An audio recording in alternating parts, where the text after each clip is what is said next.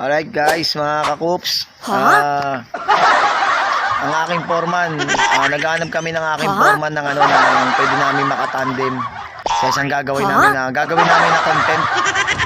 Ang content kasi yung ano, kissing scene. Kailangan namin ng kasama na yung foreman para sa kissing scene. Paki-PM nyo na lang kami kung sino yung gustong makipag-tandem sa amin ng foreman ko, si Foreman Marlowe.